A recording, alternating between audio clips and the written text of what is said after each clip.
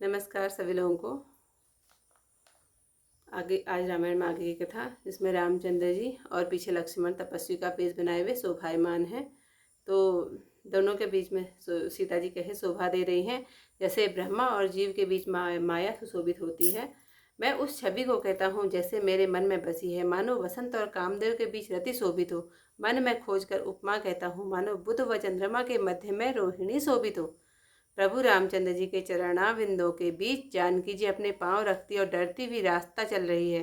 सीता राम जी के चरण चिन्हों को बचाते हुए उन्हें दाहिने रखते हुए लक्ष्मण जी चलते हैं।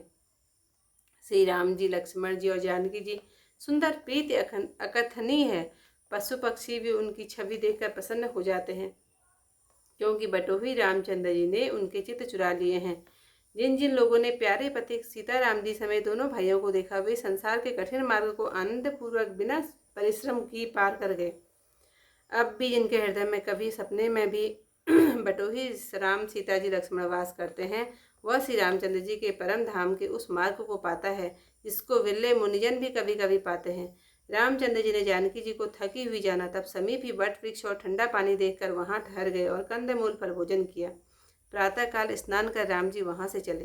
प्रभु रामचंद्र जी वन में सुहावने सरोवर और पर्वतों को देखते हुए वाल्मीकि के आश्रम में आए। रामचंद्र जी ने देखा मुनि का स्थान सुंदर, जहाँ सुंदर पर्वत, वन और निर्मल जल है। तालाबों में कमल और वन में वृक्ष फूल रहे हैं। उनके रस में फूले हुए रस भौरे गूंज रहे हैं। बहुत से पशु पक्षी कोलाहल कर रहे हैं और बेर को छोड़कर प्रसन्नतापूर्वक घूम रहे हैं। पवित्र और सुंदर आश्रम को देखकर कमल नयन श्री रामचंद्र जी प्रसन्न हुए।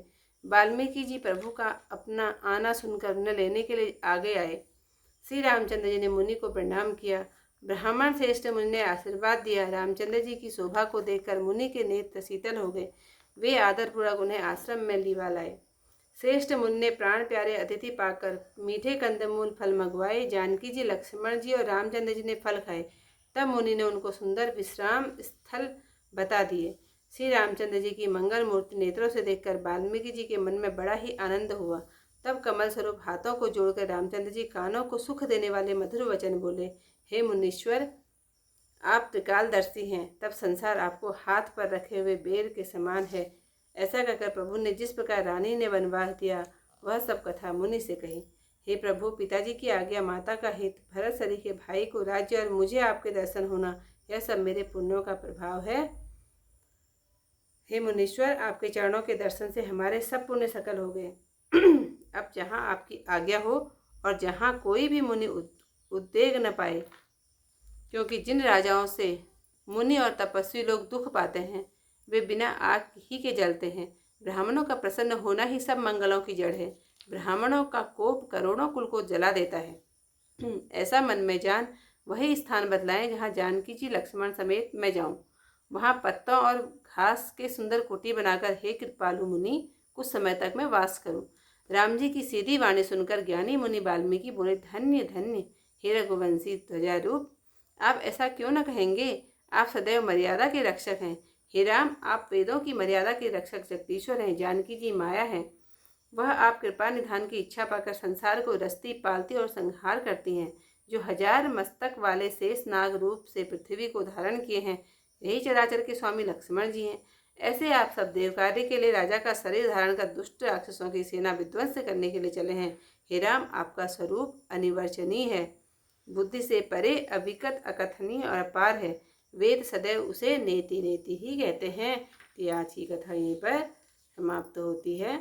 अब चौपाइयाँ हैं।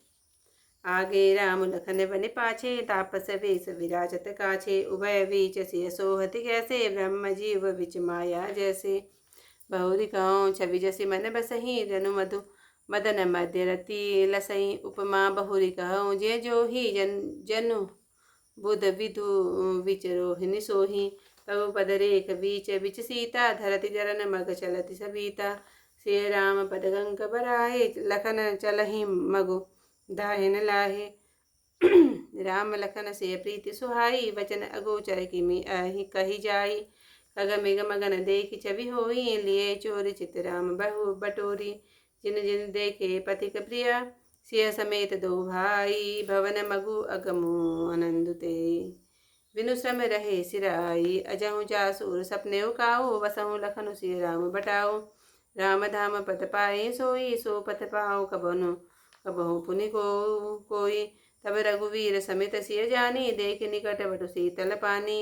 तहाँ बसी कंद मूल फल खाई, प्रात नहाई चले रघुराई। देखत वन सरसैल सुहाए, बाल्मीक आश्रम प्रभु आए।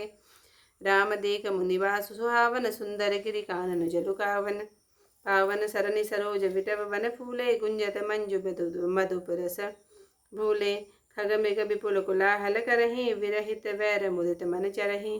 सुचि सुंदर आसन मुनि रखी, हर से राजीव नैना। सुनि रघुवर आगमन मुनि आगे, आयौ लेना। मुनि कहु राम दंडवत दीन्हा, कीना आशीर्वाद विप्रवर देना। देखि राम च विनयन जुड़ाने, करि सन्मानु आश्रम आने। मुनिवर अतिथि प्राण प्रिय पाए, कंद मूल पर मधुर मगाए। सिय सौमित राम फल खाए, तब मुनि आश्रम दिए सुहाए। बाल्मीक मन आनंद भारे, मंगल मूर्ति नयन बिहारी। तब कर कमल जोरी रघुराई, बोले वचन सवन सुखदाई। तुम त्रिकाल दर्शी मुनिनाथा, विश्वदर जिमि तुम्हारे हाथा। अस कहीं प्रभु सब कथा बखाने, जय जय भात दीन बनुरानी। तात वचन पुनि मातु हिता, भाई भरत असराऊ। मोह कहूँ दरस तुम्हारे प्रभु, सब मम पुण्य प्रभाऊ। देखि पाए मुनि राय तुम्हारे, भये सुखित सब सुफल हमारे। अब जहाँ राउर आय सोई, मुनि उप उदवे गुण पावे कोई। मुनि तापस जिन पै दुख लाहि, ते नरेश बिनु पावक राहि। मंगल मूल विप्र पर दोषु, दहाई कोटि कुल भुसुर रोसु। असजिय जानकी असोई ठाऊं, सिय सौमित सहित जग जह जाऊं।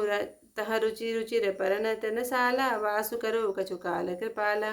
सहज सरल सुनि रघुवर वाणी, साधु साध बोले मुनि ज्ञानी। कस न कहूँ अस रघुकुल केतु, तुम पालक संतत सुत सेतु। सुति सेतु पालक राम, तुम जगदीश माया जानकी। जो सजति जगु पालति, हरति रुख पाई कृपा निधान की। जो सहस शीसु अहिसु महि धरु, लखनु सचराचर धनी। सुर काज धरि नर राज, तनु चले दलन खल निशिचर अनि। वचन अगोचर बुद्धि पर, राम स्वरूप तुम्हारा। नेति नेति नित निगम कहा, अविगत अखत अपार। सियावर रामचंद्र पद जय शरणम, शंकर हरि ओम। जय जय सिया राम। मंगल भवन अमंगल हारी, उमा सहित जय जपत मुरा।